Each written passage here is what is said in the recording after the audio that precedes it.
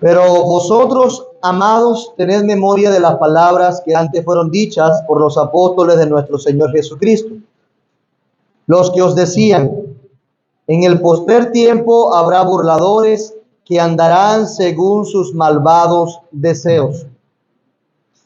Estos son los que causan divisiones, los sensuales, que no tienen al Espíritu. Pero vosotros, amados, edificándoos sobre vuestra santísima fe, orando en el Espíritu Santo, conservaos en el amor de Dios, esperando la misericordia de nuestro Señor Jesucristo para vida eterna. A algunos que dudan, convencedlos; a otros, salvad, arrebatándolos del fuego; y de otros, tened misericordia con temor, aborreciendo aún la ropa contaminada por su carne. Oramos.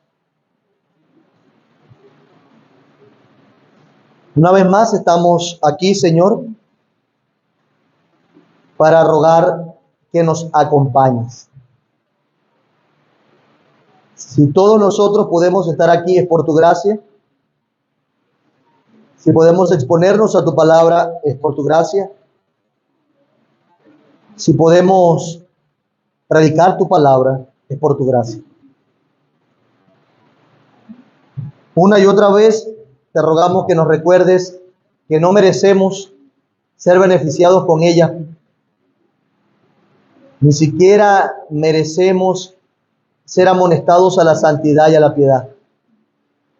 Pero gracias por Cristo, porque en Él podemos no solamente tener el privilegio que pongas tus ojos en nosotros, sino también el mandamiento de obedecerte cobra ocasión en Cristo y por Cristo. Gracias, Señor. Ayúdanos y acompáñanos una vez más. En el nombre de Jesús. Amén. El carácter de los guardados en Cristo. Gracias. El carácter de los guardados en Cristo. Hoy vamos a ver la segunda parte y veremos específicamente el carácter de los guardados en Cristo en relación con su prójimo.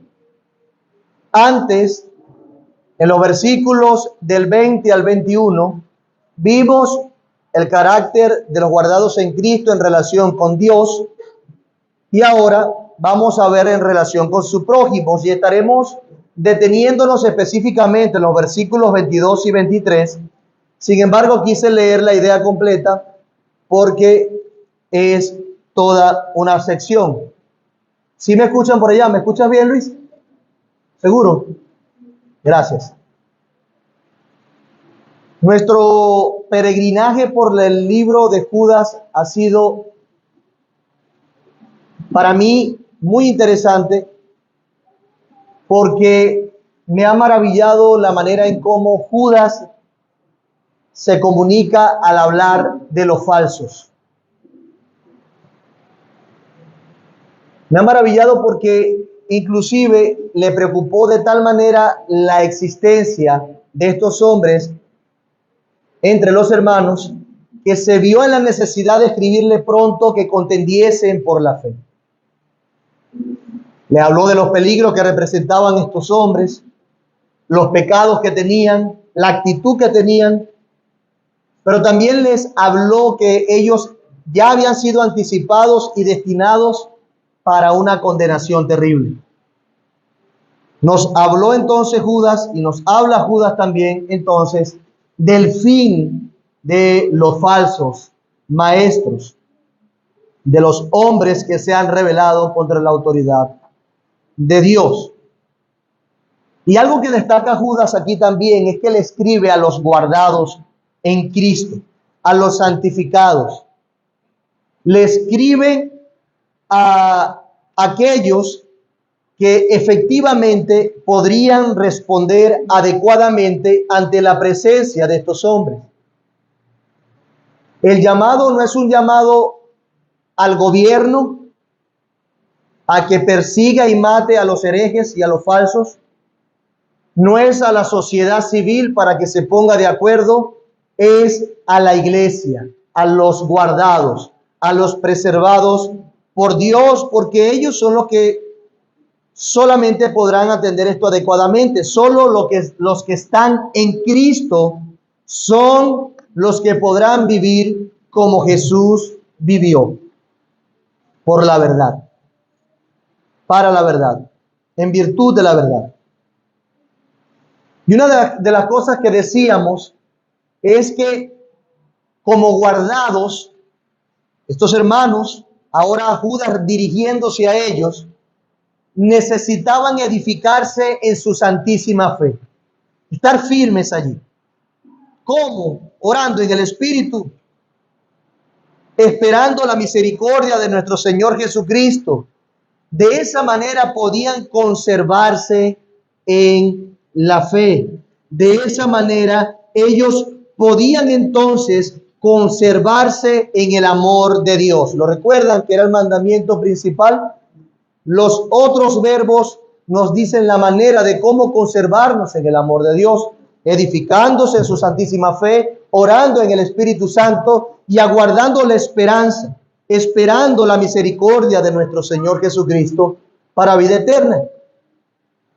Y cuando hablábamos de esa esperanza, decíamos que la esperanza en las promesas de Dios, la esperanza de una vida nueva y eterna con Cristo, y quiero recordar esa porción, decíamos, es el bálsamo que consuela nuestros dolores, es el ungüento que sana nuestras enfermedades, es la piedra preciosa que quebranta nuestras frustraciones, es el matiz que aclara y armoniza la interpretación de esta vida. Decíamos que esa esperanza es el aliento en la desesperanza y depresión, es la luz en las tinieblas. Decíamos que la esperanza en Cristo es el oasis en el desierto, es la razón en la locura, es la verdad ciertísima en la que debemos y podemos descansar en medio de la duda. Decíamos que cuando el infierno y la muerte se hace más vívida, la misericordia de nuestro Señor Jesucristo aplaca ese miedo. Si no nos mantenemos en esa esperanza, hermanos, ¿cómo nos mantenemos estables entonces? ¿Cómo nos conservamos en el amor de Dios? Si no nos edificamos en nuestra santísima fe, si no oramos, si no esperamos en la misericordia de nuestro Señor, ¿qué tenemos? Nos preguntábamos quiénes somos, qué buscaremos, a dónde iremos, a quién nos pareceremos. Si no hacemos esto y confiamos en esto, entonces estaríamos despreciando el amor de Dios, despreciando su misericordia. Cristo es todo lo que tenemos, no hay nada más fuera de Él. Pero hay algo más que se espera de los creyentes que han sido guardados. Hay algo más, como bien lo dicen los versículos siguientes, 22 y 23. A algunos que dudan, convencerlos. A otros, salvad, arrebatándolos del fuego. Y de otros, tened misericordia con temor, aborreciendo aún la ropa contaminada por su carne. Como diría Barclay, un comentarista, hasta con los peores herejes, aún los que se han alejado más en el error y los que tienen creencias peligrosas, el cristiano tiene la obligación ineludible no de destruir, sino de salvar. Dice él, su propósito debe ser no desterrarlos de la iglesia cristiana, sino conquistarlos para la comunión cristiana que es en la verdad. Y es que, mis amados hermanos, si los falsos y los que persisten en su error fuera de la sana doctrina, si no se arrepienten, su condenación ya está asegurada. Será ejecutada con todo el peso de la justicia divina. Mientras la iglesia debe mantenerse pura, guardándose a sí misma, conservándose en el amor de Dios, mostrando ese amor y esa misericordia que ha recibido con los que quizás tienen su fe comprometida por algún error, por algún pecado. Hermanos, lo otro que se espera de los cristianos ante la presencia de los falsos es que prediquen el evangelio, que los alcancen para Cristo. Y ese es nuestro tema de hoy. Y hay tres tipos de estados frente al error, según lo que nos dice aquí. Y nos enseña cómo manejar a cada uno. Están los que dudan, como dice el pasaje. Están los que insisten en pecar, que están ya allí en el fuego. Y están los impenitentes que se han arrepentido. Y eso van a ser mis tres encabezados. ¿Cómo manejar? ¿Qué hacer frente a estas personas que están coqueteando o están en el error o están promoviendo el error? Allí nos vamos a mover hoy. Y una de las cosas que quisiese decir es que la manera de responder ante estos tres estados amerita una convicción fuerte y una esperanza clara. Una convicción fuerte y una esperanza clara.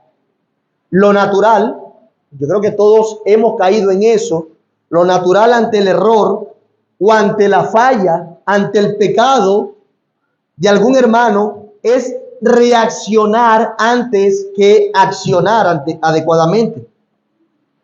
Ante el pecado y la falla de otro, lo natural por nuestro pecado es ponernos en el centro para ver cómo eso me afectó a mí antes que ver cómo puedo buscar el bien del que está en el error. ¿Qué puedo hacer por él?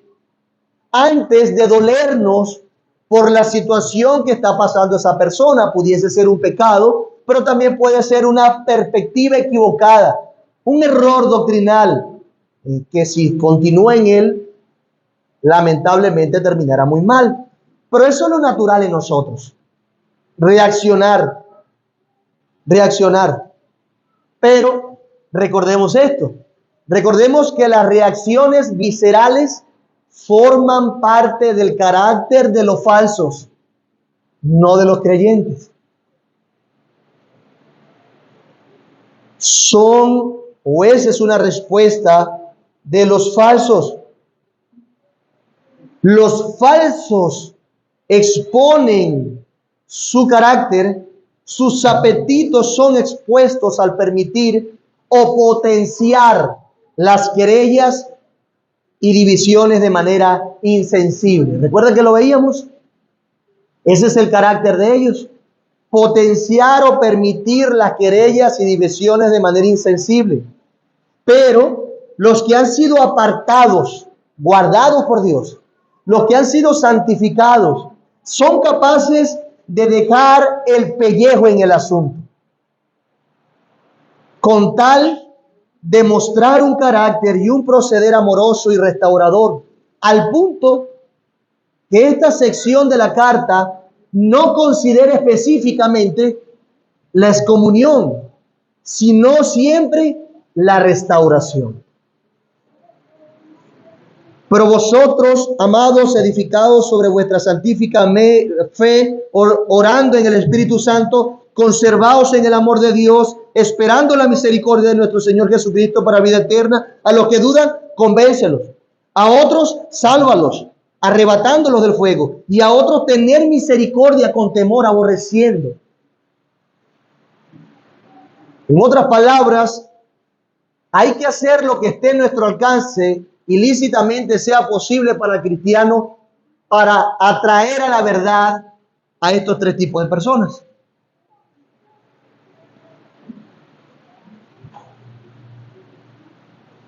Recordemos algo. Recordemos que una de las labores de la iglesia es exaltar y preservar la palabra de Dios con nuestras palabras en verdad y con nuestra conducta en verdad, con un proceder misericordioso. Porque ¿cómo hemos de responder al obrar misericordioso de nuestro Señor Jesús a favor nuestro si no es dando misericordia?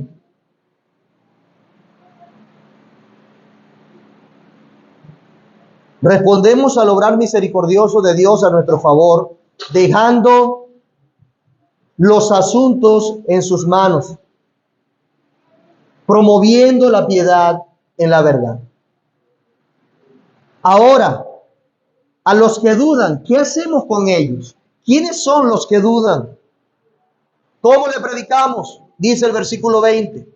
Pero vosotros, amados, edificando sobre vuestra santísima fe, orando en el Espíritu Santo, conservaos en el amor de Dios, esperando la misericordia de nuestro Señor Jesucristo para vida eterna. A algunos que dudan, convencedlos. Y lo voy a repetir todo el pasaje porque quiero que lo fresco de la sección o la parte anterior marque efectivamente los mandamientos que vamos a evaluar hoy. A los que dudan o algunos que dudan, convencerlos. La duda es un factor común en el desarrollo del pensamiento crítico. ¿Sabía usted? Repito, la duda es un factor común y bueno en el desarrollo del pensamiento crítico. Pero también la duda puede ser el principio de destrucción o el comienzo de la salvación. Porque, por ejemplo, los impíos tienen que dudar de lo que saben para poder entender que hay algo más que su propia opinión, que la verdad los trasciende. Debemos hacer dudar a los impíos y hacerle ver su pecado. Mientras que los creyentes necesitan aferrarse a la verdad. No hay duda en ello. La verdad es la verdad. Como sin nosotros y permanece para siempre. La duda, por otro lado, como lo considera de hecho la RAE en una de sus definiciones, puede llegar a ser una cuestión que se propone para verificarla o resolverla. Sí, duda de algo. Bueno, ¿está bien o no? Tú verificas, dudas de eso. Es decir, de un modo dudo cuando estoy estudiando la Biblia para llegar a la verdad certera. Dudo de lo que está diciendo aquí, no estoy convencido, profundizo más y llego a otras convicciones. La duda no parece tan malo en ese punto. Dudo de mi primer acercamiento ingenuo e ignorante para recabar información más certera que me ayude a saber qué me dice la Biblia. Y lo mismo pasa con otros temas laborales, profesionales, consejería. La duda en muchos casos me ayuda a resolver un asunto, cosa que no tiene que ver con que esa duda vaya en contra de mis convicciones. Pero como también dije, por otra parte, está aquello que si me hace dudar de mis fundamentos, de mi base, de mis convicciones, es muy peligroso. Porque estamos hablando de una verdad, no que yo tenga que corroborar, sino de una verdad que me trasciende y que es verdad a pesar de mí. Si dudo de ello, he allí el problema. Es allí donde las cosas se complican. Si nos damos cuenta, Judas trae un hilo interesante y sabemos que nos está hablando de aquellos que posiblemente fueron afectados por falsas enseñanzas y que cedieron en alguna medida a las estrategias lisonjeras, románticas, atractivas y fabulosas de los falsos. Entonces empezaron a dudar. ¿Quiénes podrían estar aquí? Y por lo cual debemos estar muy atentos a no dudar de esa manera y a corregir esas dudas. ¿Quiénes podrían estar aquí? Bueno, allí suelen estar los ingenuos, los que son como muy ingenuos, aquellos que quizá por un poco recorrido en la fe o por falta de comunión con el Señor y de edificación en la santísima fe, se dejaron cautivar por las supuestas buenas intenciones de algunos falsos con teología que los separaba de la verdad. Y empezaron quizás a pensar que iban a ser felices aquí y a la hora y que no importaba la eternidad. Gente sencilla, gente que le dio oído a lo que no debía darle oído y empezaron a como a confundirse. ¿Será que es verdad este asunto? Oye, pero mira cómo habla, mira lo que tiene, mira cómo vive, mira cómo se expresa, mira su pensamiento y su razonamiento. Entonces los más incautos empiezan a dudar.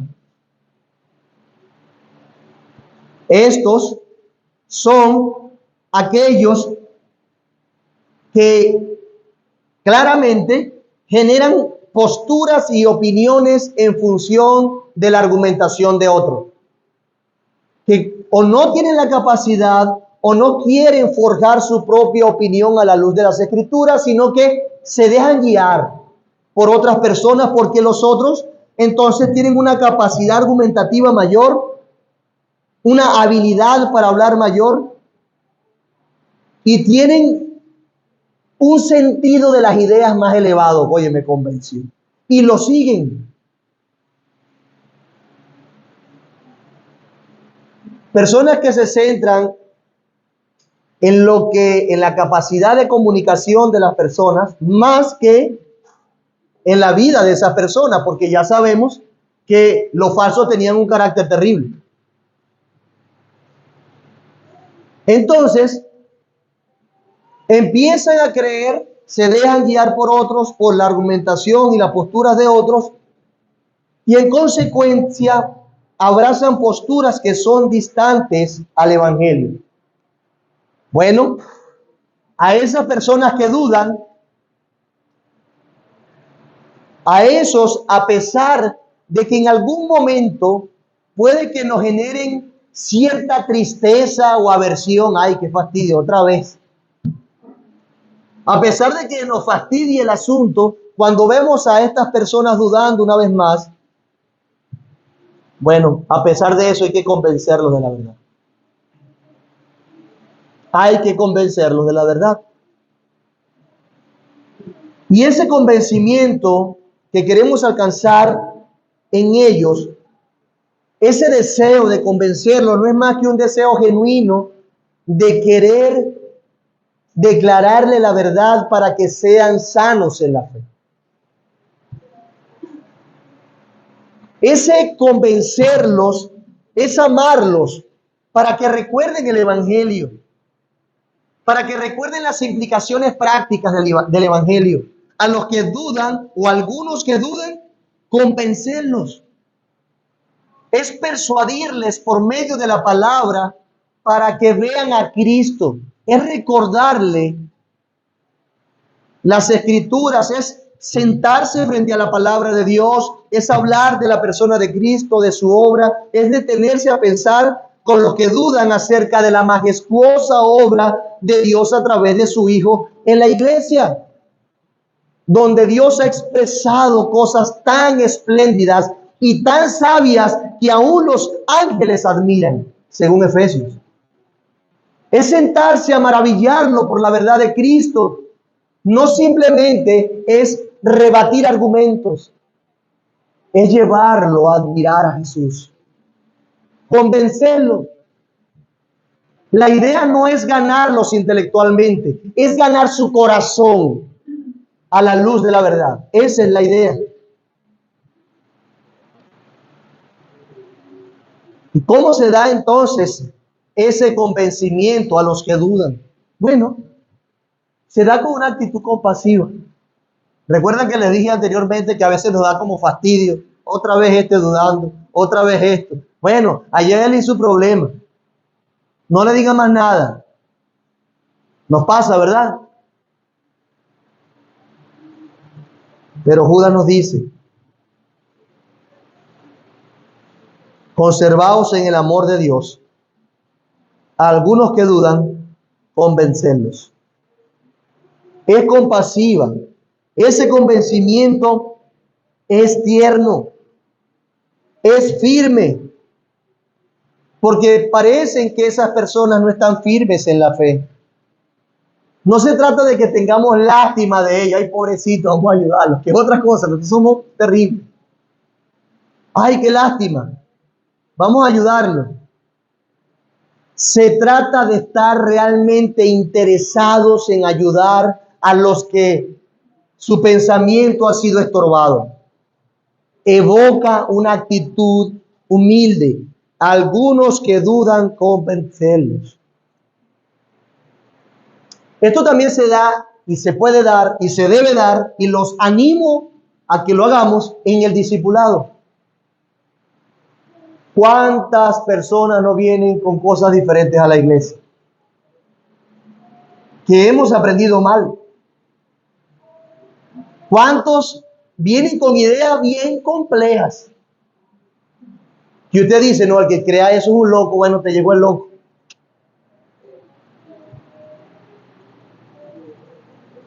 Pero el discipulado, en este caso, juega un papel sumamente importante. En virtud de las misericordias de Cristo, en virtud de lo que Cristo ha hecho, nosotros debemos hacer.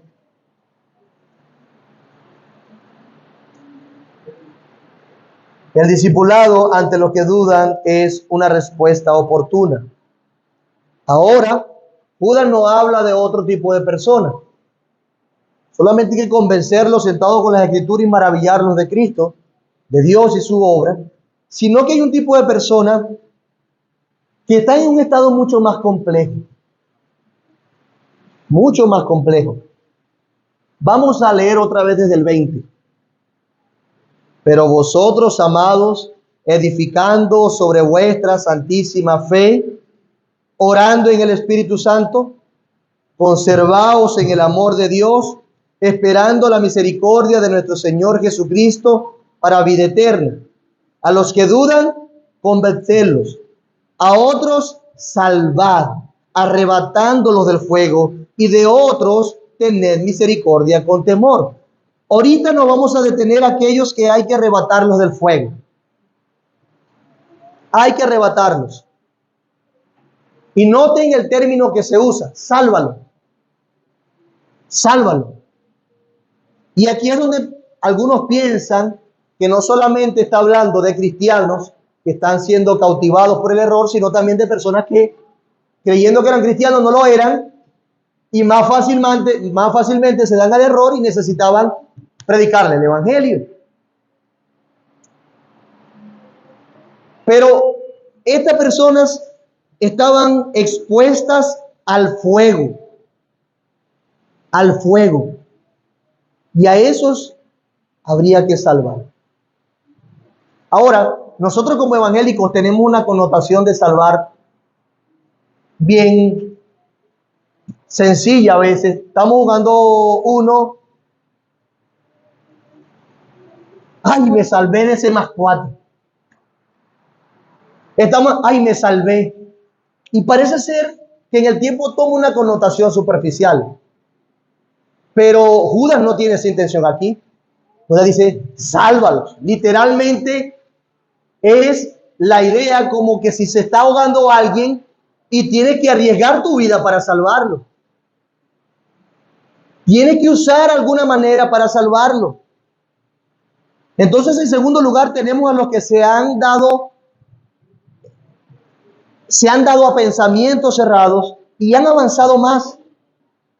No es que están en la duda, sino que su estado ha avanzado más. Ya ellos creen el error. Ya ellos creen. Ya el error se ha vuelto su convicción.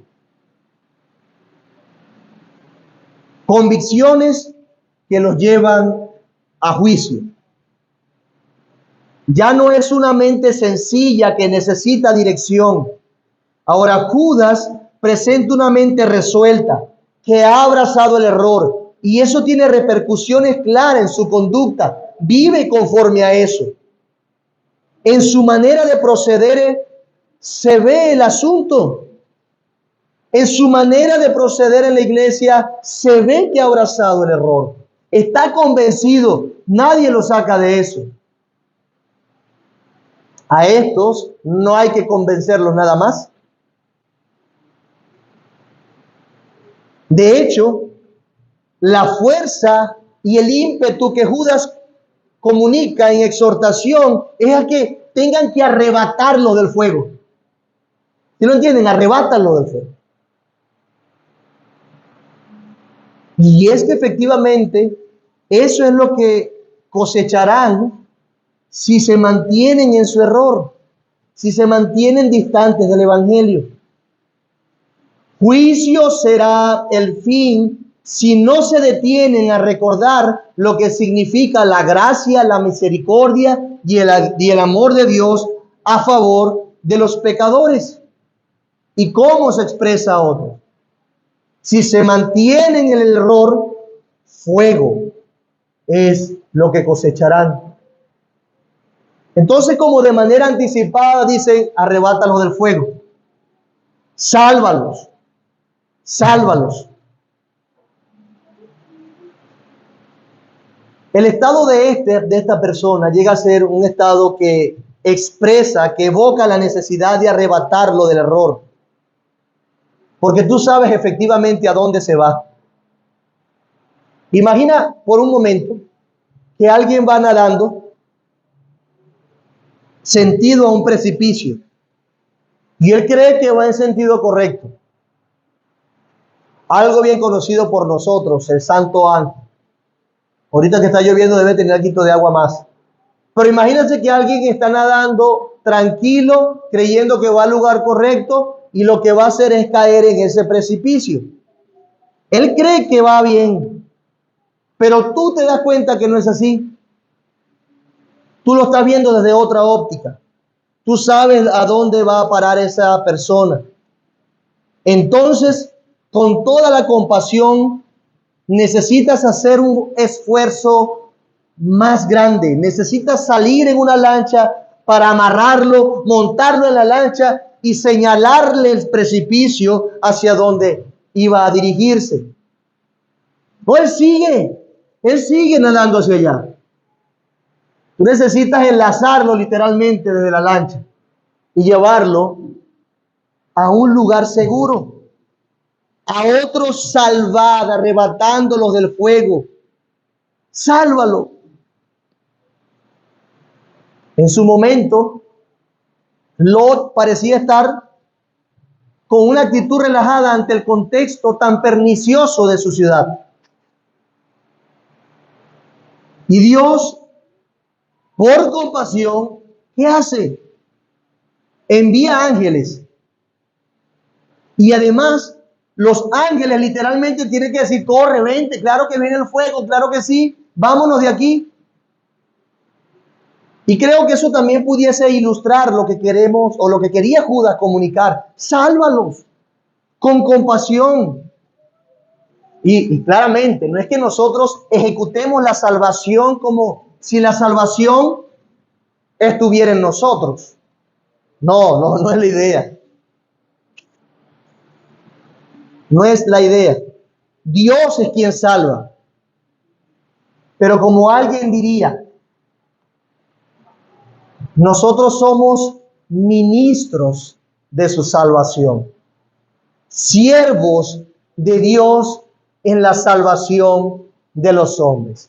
Y cuando empezamos a digerir esto y recordamos que Dios se dio en Cristo y dio su evangelio para salvar a lo que se había perdido y lo que costó, y ahora tú llegas a ser un ministro de esa salvación, por cuanto el Espíritu Santo a través de Judas te dice hoy, sálvalo, arrebatándolo del fuego, te das cuenta que tu actitud debe ser mucho más diferente ante aquellos que están en el error o que están perdidos. Eres ministro de Dios para salvar a otros. Dios quiso usarte para traer salvación y hacer algo que solamente Él puede hacer en el corazón de los hombres. Y de inicio Él se entregó. De inicio Él pagó el precio. ¿Acaso tú no tienes que hacerlo? Por eso es que debemos abrazar lo que dice anteriormente. Edifícate en tu santísima fe. Ora en el Espíritu Santo. Guárdate en el amor de Dios. Recuerda la esperanza que tienes y ve y convence a los que dudan. Y a los que están en el fuego, sálvalos, arrebatándolos de allí. Más que hablar de las personas que estaban en esa condición, la intención de Judas es hablar de aquellos que han de salvar y arrebatar. Arrebatar a esa persona del fuego, no arrebatar que se escucha por ahí, ¿no? Es la actitud de esas personas, de los guardados en Cristo, de esos hermanos, la tuya y la mía.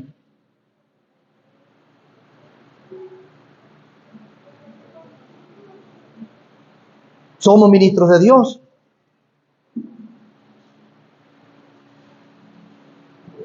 Piensa por un momento, mi amado hermano, en cómo comunicamos la salvación de Dios si no le imitamos en esto. ¿Cómo nos edificamos en la fe si no le imitamos en esto? Piénsalo. Señor, ¿cómo yo estoy cumpliendo esto si no te imito? ¿Cuál es la otra opción? ¿Quiénes eran indiferentes?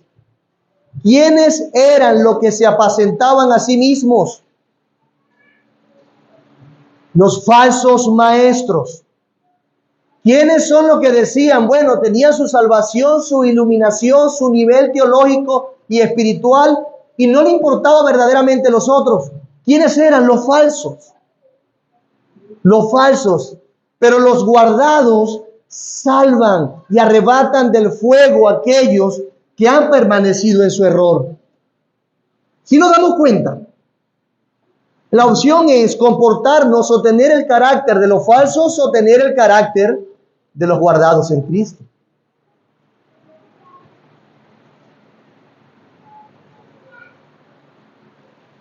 Aquellos eran indolentes e indiferentes a la vida de otros, al error de otros. E insisto, ellos no les importaba la destrucción de las personas, pero la importancia o el corazón de los guardados en Cristo, hermanos, es restaurar. Restaurar.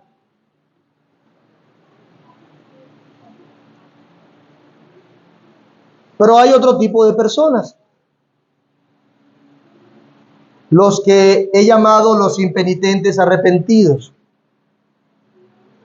Versículos 20 al 23 otra vez. Por favor, acompáñenme sus Biblias. Pero vosotros, amados, edificando sobre vuestra santísima fe, orando en el Espíritu Santo, consérvense en el amor de Dios, esperando la misericordia de nuestro Señor Jesucristo para vida eterna. A algunos que dudan, convéncelos. A otros salva, arrebatándolos del fuego. Y de otros, tened misericordia con amor, aborreciendo aún la ropa contaminada por su carne.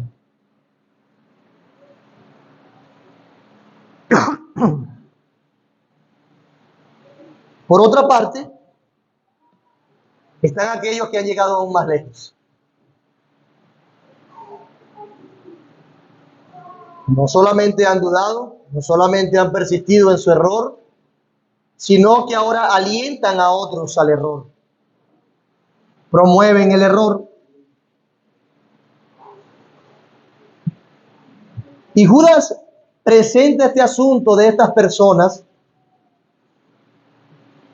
como una enfermedad tal que aún las ropas de estas personas han quedado contaminadas y pueden contaminar a otros. Grave el asunto con estas personas. Ahora, si nosotros hacemos uso de la ilustración que dimos anteriormente, esta persona no va nadando hacia el precipicio. Esta persona está haciéndole creer a otros que van en el camino correcto. Y puede ser tan sutil este estado. Las personas pueden estar tan sinceramente convencidas en su error que tratan de llevar a otros a su propia perdición, a la perdición que ellos ya están cosechando. Su manera de pensar equivocada los lleva a actuar de manera equivocada e involucra a otros en su proceder. Cristo dijo de algunos de ellos en su momento que no solamente ellos eran infiernos, eran hijos del infierno, sino que hacen a los otros también reos del infierno. Ni entran ni dejan entrar.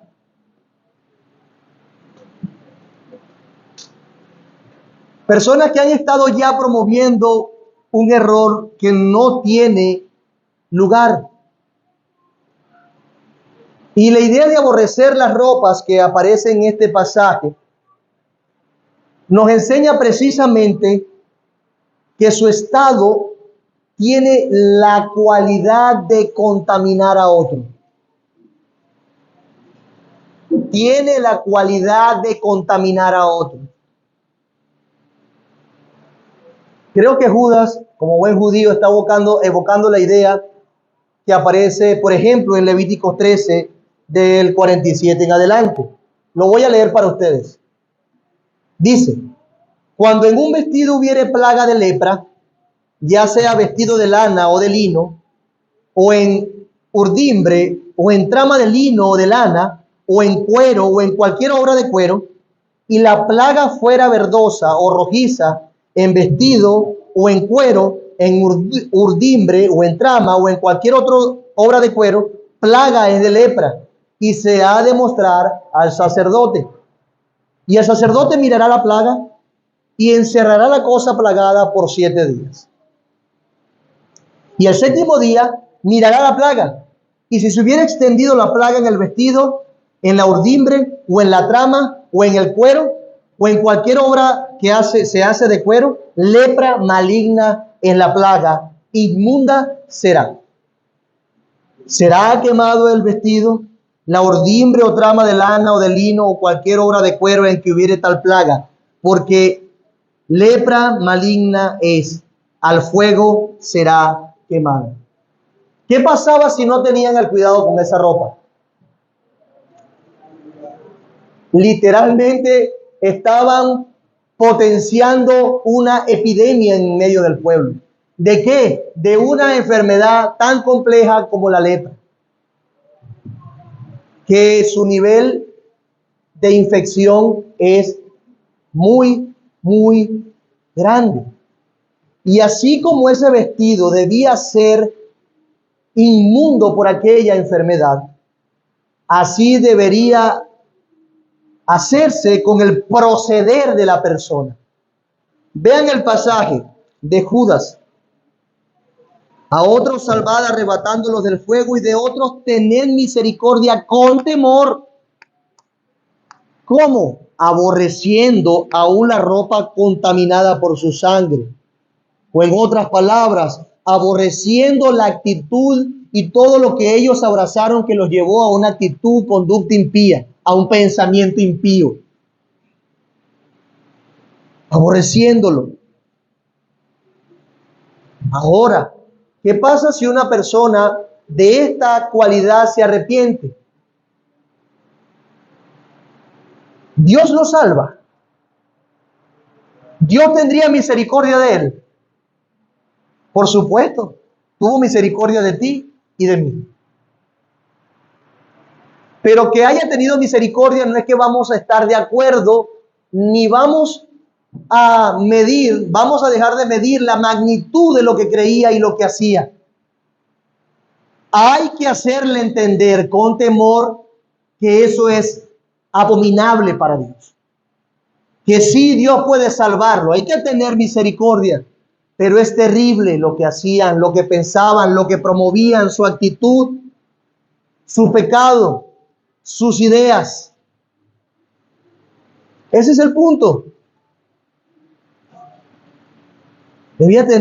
Se debía temer y tener mucho cuidado con el trato de una ropa de lepra, así con el trato con los pecados de estas personas.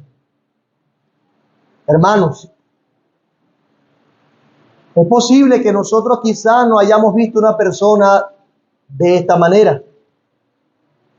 Es posible que quizás nosotros no nos hayamos codeado quizás o nos hayamos relacionado o visto en una relación o una situación como esta.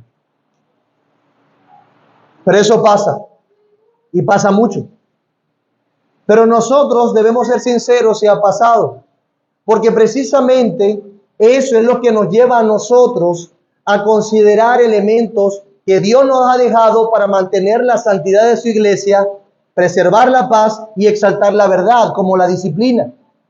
Y cada que nosotros tengamos que tomar medidas tan duras como la excomunión de alguien, estamos precisamente comunicando una parte de esta verdad donde no queremos tener comunión con esa situación.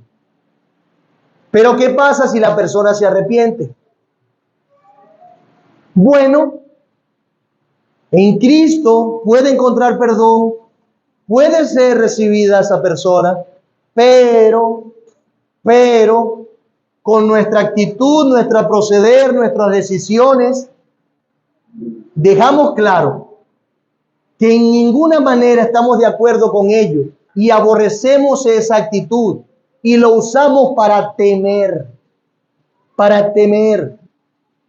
a otros y de otros tener misericordia con temor, aborreciendo aún la ropa contaminada con su carne, por su carne. Hay que recordarles eso. El amor de Dios se muestra en que puede salvar y tener misericordia de una persona así, pero eso no significa indulgencia. Eso no significa que nosotros querramos mostrar ante el mundo que no nos importan las herejías o ese tipo de pecados. La cuestión es que atender a una persona así, que ya está tan resuelta en su error, también puede ser peligroso inclusive para algunos, y por eso hay que temer. No solamente hay que despreciar su ropa, sino que cuando vayamos a tener misericordia y a atender a una persona tan hábil, tan convencida en su error, hay que tener cuidado. Porque quizás cuando lo vaya a tratar a alguien sencillo en la fe, termine persuadido al error. Y creo que es otra idea que quiere comunicar Judas, con temor. Si la persona que iba a tratar tal asunto puede ser contaminada, entonces efectivamente no debía ser cualquier persona que manejara el asunto, porque el riesgo de contagio es muy alto, porque la enfermedad en algunos ya está avanzada. Por eso es que con temor, aborreciendo aún las ropas, quemándolas, echando en el fuego los errores doctrinales y conductuales de aquellos, siempre procurando el arrepentimiento, pero con mucho cuidado. Todos sabemos que en algunas condiciones no es suficiente un cristiano sencillo para hablar de un tema complicado y herético frente a una persona que se ha entrenado durante años y ha sido convencida por ese error. Es necesario enviar hermanos más entendidos para acompañar a esta persona y persuadirle. Por eso precisamente y ante la situación de Éfeso y de Creta, es que Pablo dice que una de las soluciones para poner en orden las cosas en la iglesia y para rebatir a los falsos era ordenar ancianos. Personas que tuviesen la capacidad con mansedumbre de corregir a los que se oponen por si quizás Dios les concede arrepentimiento. Por eso también tiene que ser con temor. Entonces, ¿a quiénes recomendamos ir cuando la cosa se ha puesto compleja y la persona está demasiado asentado en sus errores? A hermanos más firmes, a hermanos fieles, a hermanos entendidos. Hermanos que puedan responder con sana doctrina, ante el error de aquellos. Y les cuento una anécdota que ya nos pasó. Algunos lamentablemente, y lo digo para advertir, han comenzado su peregrinaje en la vida cristiana y en la fe reformada y no se han detenido en ningún momento, han seguido de largo. La fe reformada, la doctrina de la gracia, el evangelio, simplemente fue como una parada o un camino donde debían seguir andando y terminaron abrazando otras doctrinas y denominaciones como el sacramentalismo, como la justificación por obras. Y mire, alardeando de intelectualismo y academicismo, escribiendo libros, personas con una retórica y argumentación increíble, que algunos de los que trabajaban con ellos se vieron temblando ante lo que ellos le decían. Y tuvimos que ir algunos para tratar de convencerles del error. No podíamos mandar a cualquier persona. Los más antiguos recordarán esa circunstancia por la que tuvimos que pasar. Pero eso pasa. Eso pasa. Pero hermanos, ante la actitud de algunos y al ver este tipo de respuestas, nosotros debemos recordar que eso está anticipado en el Evangelio. Esto no es algo nuevo, insisto, como Judas nos insiste. Ya los apóstoles nos anticiparon, los profetas anticiparon esto. Ellos van a venir, inclusive nosotros mismos vamos a estar oscilando muchas veces hacia ese tipo de actitudes y necesitamos de un hermano que venga y nos convenza en medio de la duda, que nos arrebate del fuego. O necesitaremos de una iglesia que con firmeza nos trate para que luego, aborreciendo las ropas, tener misericordia. De manera que forma parte del desarrollo y de vivir el evangelio. Por eso Cristo es tan preciado, porque efectivamente Él fue el que nos dio ejemplo de cómo atender estas situaciones. Él atendió a todo tipo de personas, los que estaban como ovejas sin pastor, los que estaban cerca del fuego, los que estaban contaminados como los fariseos. Y algunos fariseos se arrepintieron, algunos del Sanedrín se arrepintieron.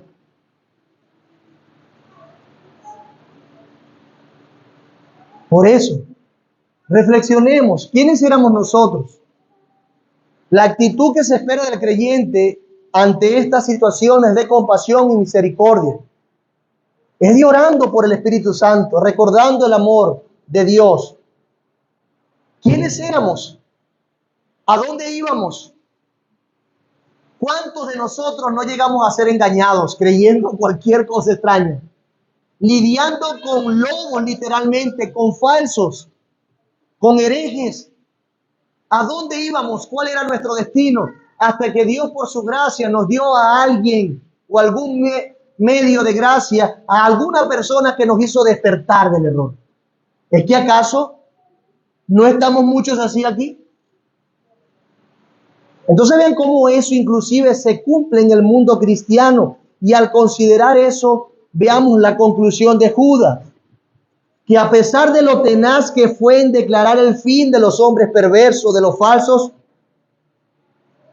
a pesar de decir así, tan duro el destino de ellos, nos recuerda que Cristo sigue haciendo su obra en su iglesia y en su pueblo, y que Cristo sigue siendo poderoso para salvar a todo tipo de personas. Alguien que era un hereje en su momento, es anécdota. Cientos de personas predicando la falsedad de la prosperidad. El Señor lo salvó. Y ahora, con humildad y sencillez y trabajo duro, intenta hacer vida de iglesia con una veintena de personas cuando antes eran miles. Dios puede tener misericordia de ellos. Cristo sigue haciendo su obra, porque en últimas, ¿a quién vino a buscar Jesús? A los que se había perdido, a los injustos.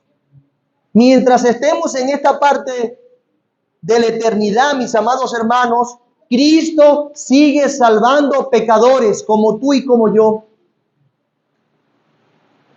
Es que inclusive al entender estas cosas y al contender ardientemente por la fe, debemos tener los ojos puestos en Cristo, en Cristo.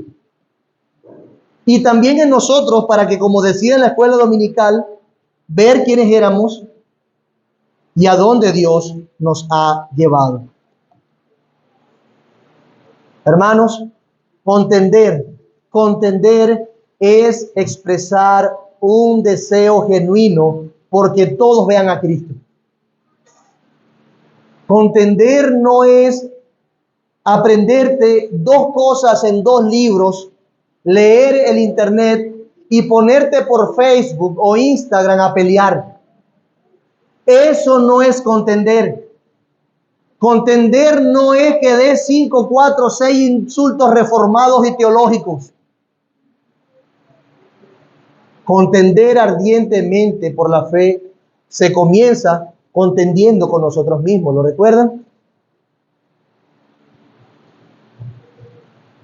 Recuerden que los que no creen y han abrazado el error no solo son impíos, recuerda que son personas que van camino al infierno. Y que eso te haga estremecer.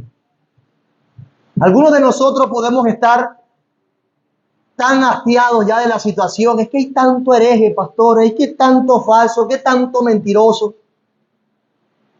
Es que ya no podemos hacer nada, nuestras fuerzas no sirven, no podemos echar para adelante. Nos vamos a desgastar ¿en quién? ¿Para qué? ¿Para qué, pastor? Y a veces nos parecemos como Jeremías, ¿lo recuerdan? Él dijo en su momento, ante la apostasía y toda la turbulencia que había en su alrededor, no voy a enseñar más de Jesús, a Dios, no voy a invocar más su nombre. Y él mismo dice, pero sentía un fuego dentro de mí que no me dejaba. Entonces, que tú puedas sentir ese fuego que no te deje en paz, cuando te quieres acostumbrar al error, cuando no te importan los perdidos, cuando no te importan los que dudan, cuando eres indiferente, que Dios haga despertar ese fuego en nosotros, para que volvamos a seguir profetizando en su nombre. Que profetizar no es más que predicar. ¿Qué es esto? Convencer a los que dudan, salvar, arrebatando del fuego a algunos y a otros teniendo misericordia, aborreciendo aún la ropa contaminada por su carne. Los que creen en errores doctrinales son personas que necesitan venir a la luz de Cristo.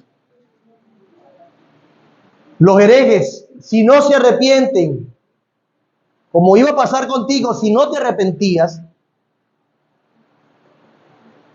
Dios los juzgará con poder y santidad. Pero mientras esté en nuestro alcance, prediquemos a Cristo. Prediquemos el Evangelio.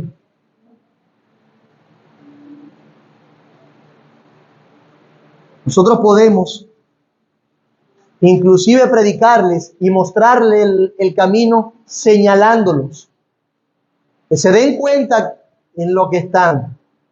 No estamos hablando de que no seamos firmes, de que no seamos tenaces en contender contra ellos. No. Podemos señalarlos, pero señalándoles su error, debemos también dirigirles a Cristo. ¿Cuál será el carácter entonces de los creyentes ante la inminente llegada de los falsos? ¿Cuál será, hermanos? Bueno, conservados en el amor. No tenemos que matar a las personas, perseguirlos, una inquisición, insultarlos, odiarlos. No, conservaos en el amor. ¿Cómo, Señor, nos conservamos en el amor cuando queremos contender ardientemente por la fe? Bueno, edificándose en esa fe, orando en el Espíritu Santo, aguardando la esperanza y predicando. Hermanos, predicando, enseñando a otros la verdad, predicando, amonestando, acompañando, discipulando, insistiendo en el Evangelio, insistiendo en ello. Jesús es el modelo que nosotros tenemos de contender por la verdad.